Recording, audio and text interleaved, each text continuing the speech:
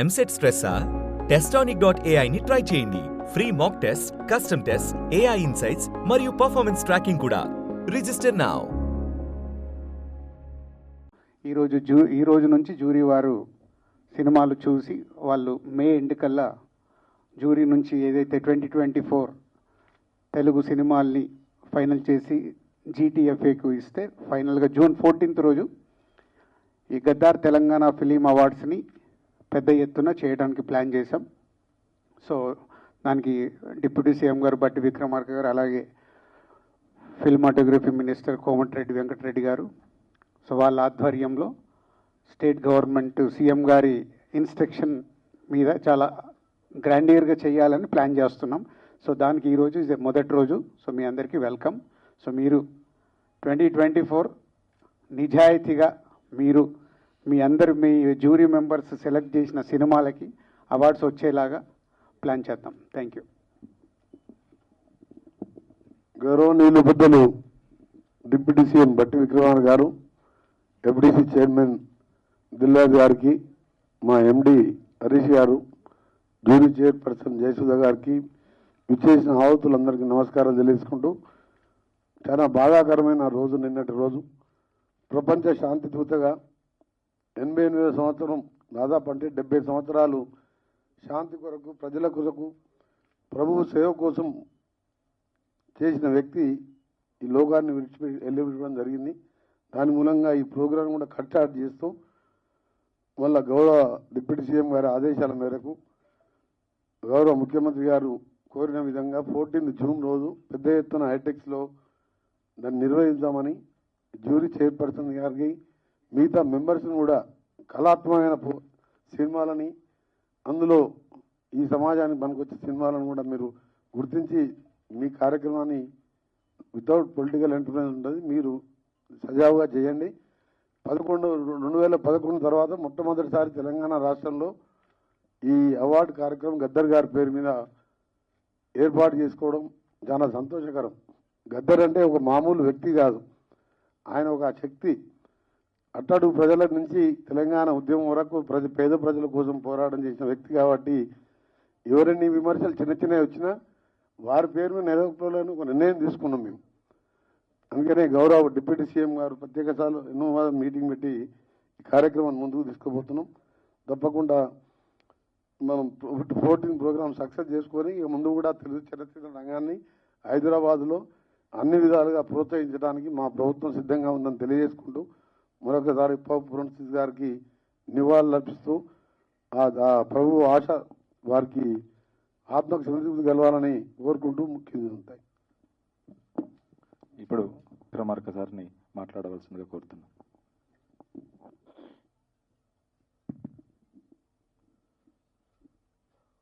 గౌరవ రాష్ట్ర మంత్రివర్యులు, ముఖ్యంగా సినిమాటోగ్రఫీకి సంబంధించినటువంటి పెద్దలు కోమటిరెడ్డి వెంకటరెడ్డి గారికి, అట్లాగే INPR కమిషనర్ హరీష్ గారికి,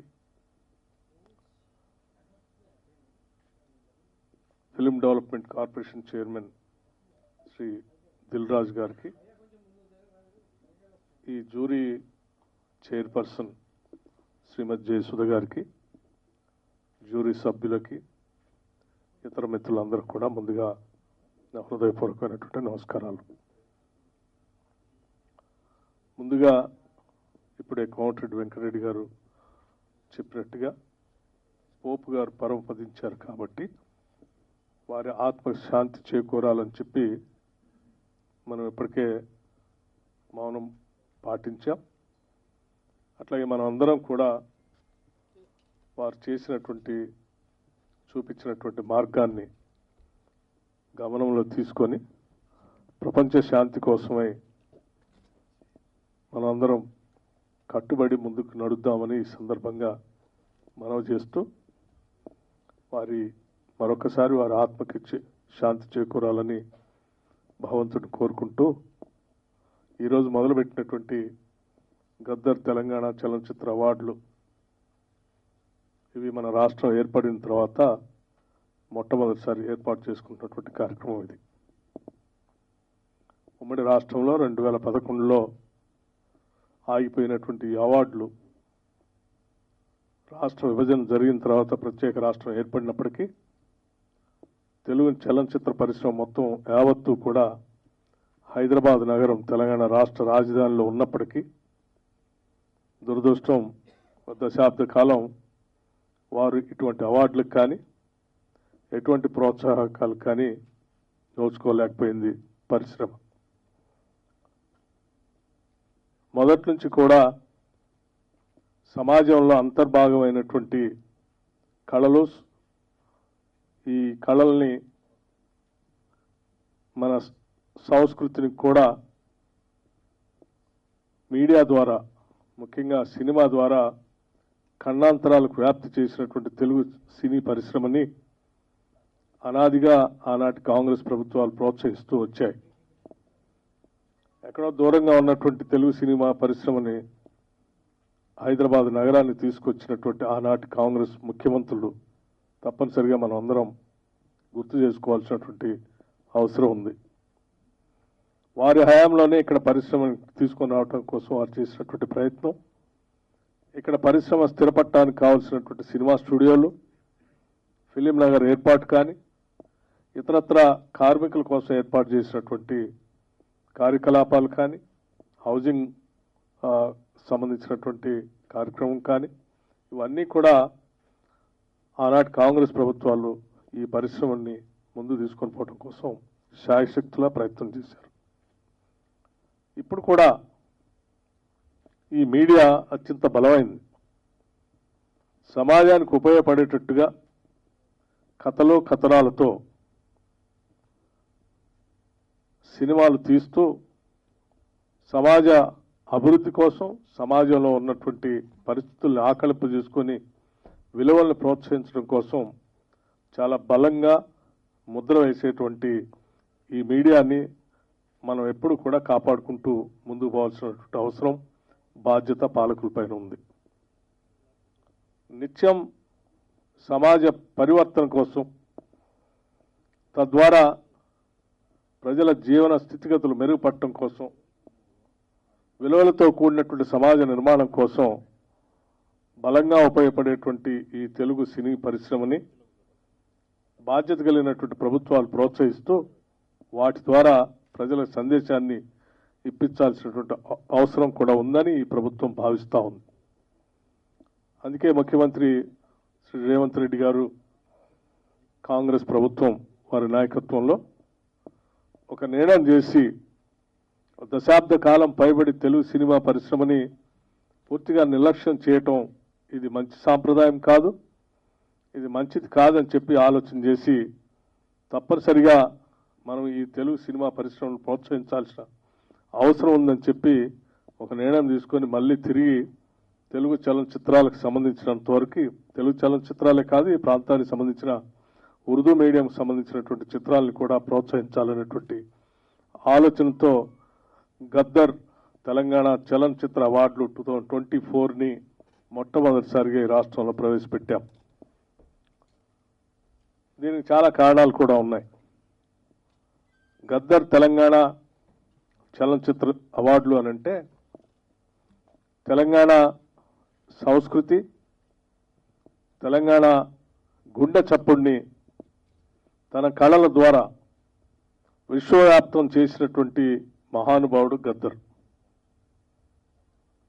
ఆయన బాణి కానీ, లేకపోతే ఈ తెలంగాణలో ఉన్నటువంటి సంస్కృతిని, ఈ తెలంగాణలో ఉన్నటువంటి భావజాలాన్ని తెలంగాణ రాష్ట్రానికే కాకుండా దేశవ్యాప్తంతో పాటు ప్రపంచంలో ఒక స్పష్టమైనటువంటి మార్గాన్ని ఏర్పాటు చేయడం ద్వారా ప్రతి తెలంగాణ పల్లెలో కూడా ఆయన బాణి ద్వారా సమాజానికి పనికొచ్చేటువంటి కళల ద్వారా వ్యాప్తి చేసేటువంటి కార్యక్రమాన్ని ప్రతి చిన్నవాడి దగ్గర నుంచి వృద్ధుడి వరకు తీసుకొని ముందుకు వెళ్ళినటువంటి విషయం మనందరికీ తెలిసిందే.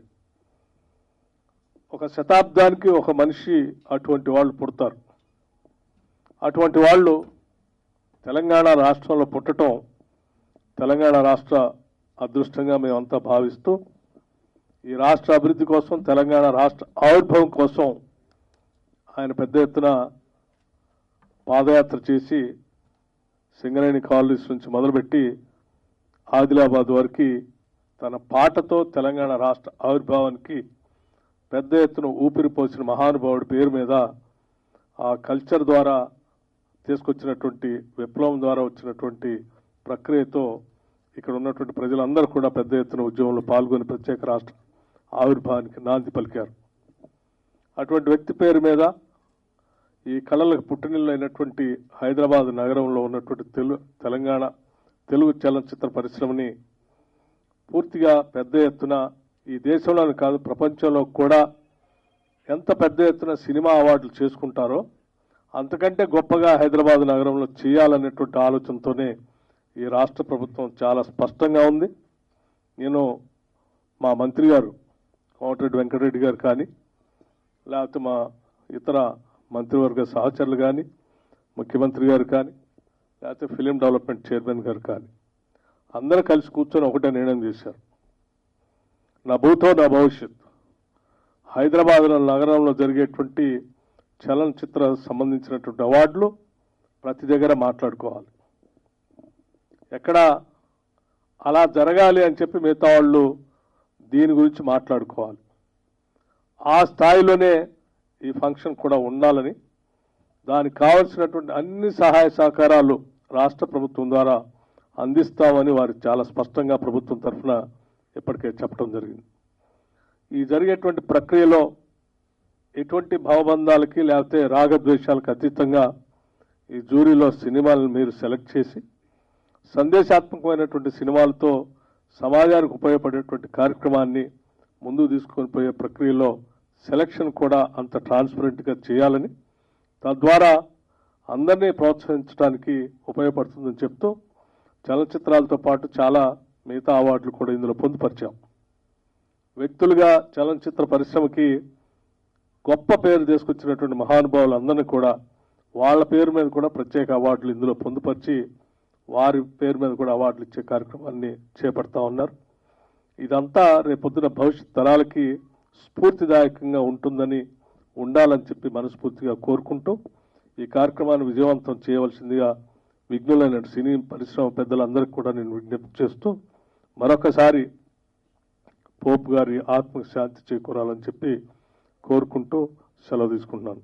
నమస్కారం. Thank you sir. ముఖ్యమైన ఆఖరి గద్దరిని సన్మానించి కిట్ ఇవ్వాలని తలిచారు. బట్ గౌరవ ముఖ్యమంత్రి గారు మంత్రి గారి ఆదేశాల మేరకు పోప్ ఫ్రాన్సిస్ గారి మౌనింగ్ దృష్ట్యా సింపుల్ గా కిట్ లో ఒకటి మొత్తం డీటెయిల్స్ ఆఫ్ ద అవి సార్ చేయాల్సిందిగా విజ్ఞప్తి చేస్తున్నాం సార్. Thank you.